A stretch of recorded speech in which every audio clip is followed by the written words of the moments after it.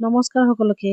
যিহেতু আমাৰ ভতিজা মুনুৱে ফৰেষ্টত চাকৰি পালে, সেয়ে ভাবিলো সেইফালে তাক থৈ আহো, কাৰণ সেইফালে আজি সুদীৰ্ঘ 20 বছৰ ধৰি অহাই নাই। গতিকে আমি গোটেইকেইটাই ওলালো আমাৰ ল'ৰাজনক ভতিজাক থবলৈ কোকৰাঝাৰৰ ৰাইমনা ফৰেষ্ট হিলছত। আৰু সুদীৰ্ঘ 20 বছৰৰ মূৰত আহি পেলাই ইমান ভাল লাগিছে। এয়া হ'ল বেকী নদী। বেকী নদীৰ বালিটো কিমান বিখ্যাত আপোনালোকে জানেই। আৰু ৰাস্তাত পালো যে কিমান কেইখন টোলগেট ন। আৰু এই বেকী নদীটোৰ প্ৰতি সঁচাই এটা বৰ আকৰ্ষণ মোৰ আগৰ পৰাই আছে। আৰু গোটেইকেইটা আমি বৰ হাঁহি ফূৰ্তিৰে ওলালো, যিহেতু ল'ৰাৰ প্ৰথম চাকৰি যে থবলৈ গৈছো, এই অনুভূতিটো এটা বেলেগ অনুভূতি নহয় জানো।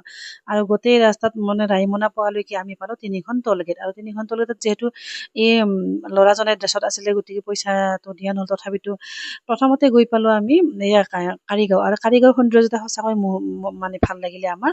কাৰিগাঁওৰ যিখন গেট, বড়োসকলৰ ট্ৰেডিশ্যনেল এখন গেট হয়। ইয়াত মানে প্ৰতিটো বস্তুৰে তাৎপৰ্য বহুত। আৰু ইমানখিনি বুজাই দিয়া মানুহো নাছিল, কিন্তু এজন মানুহক সুধিলো আৰু এতিয়া গম পালো তাৰে একজন ডাঙৰ বীৰ শ্বহীদৰ একজনৰ মানে তাত পূজা হৈ আছে। আৰু এয়া হৈছে চক্ৰশিলা আৰু মানে কি ৰূপসী এয়াৰপৰ্টৰ ফালে যোৱা এই ৰাস্তাটো কাৰিগাঁওৰ পৰা বেলেগ ফালে গৈছে। আৰু আমাৰ প্ৰফেচাৰ আৰু এয়া গোসাইগাঁও পাৰ হৈ গৈ পেলাই আমি পালো ফৰেষ্ট ডিভিজন অফিচত। তাতে গোটেইবিলাকক ৱেলকাম কৰিবলৈ ৰখি আছিলে। গোটেই পৰিৱেশটো বৰ ভাল লাগিল।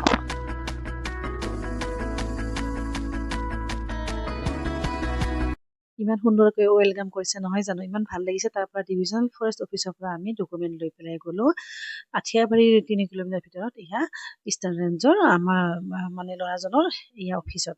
আৰু এয়া হৈছে Raimona national park. Raimona national park হৈছে 2021 মানে এইখন চৰকাৰে ঘোষিত কৰিছে। আৰু ইয়াত সোণালী বান্দৰৰ বাবে বিখ্যাত। আৰু বৰ সুন্দৰ ঠাইখিনি হয়। যদিও ভাবিছিলো ফৰেষ্টলৈকে যাম, কিন্তু যাবলৈ নহ'ল, কাৰণ এয়া হৈছে ওচৰতে হয়, মেইন চেন্ট্ৰেললৈকে। ৰাইমনা ফৰেষ্ট ৰেঞ্জৰ পশ্চিমে আছে সোণকোষ নদী আৰু পূবে আছে সৰলভাঙ্গা নদী। তাৰ মাজত ভূটান সীমান্ততে এই অভয়াৰণ্যখন অৱস্থিত। আৰু এইখন অতি সুন্দৰ আৰু নতুনকৈ হোৱা, যিহেতু ইয়াতে বহুত সুবিধাবিলাক কৰি দিছে। আৰু চাওকচোন ইমান সুন্দৰ পৰিৱেশ। ইয়াতে বহুতকেইটা ৰেঞ্জ আছে। আৰু এইটো হৈছে আমাৰ ল'ৰাজনৰ ভতিজাৰ অফিচ হয়। ইয়াতে থাকিব সেই গোটেই তাক আজি এৰিবলৈ আহিলেও পৰিৱেশটো বৰ ভাল লাগিছে। আৰু এয়া হ'ল অফিচ। অফিচত ধুনীয়াকৈ ৰেঞ্জাৰৰ লগত সাক্ষাৎ কৰি পেলাই আমি আটাই তাৰ পৰা গুচি আহিলো। আৰু আহি পেলাই গোটেই কোকৰাঝাৰৰ অনুভূতিখিনি বহুত ভাল লাগিলে। আৰু আহিলো আমি শ্বৰ্টকাট কৰি পেলাই গুৱাহাটীলৈ আহিলো আমি গোৱালপাৰা হৈ পেলাই। গোৱালপাৰাৰ যে নৰনাৰায়ণ সেতুখনো কিমান প্ৰিয় নহয় জানো আমাৰ।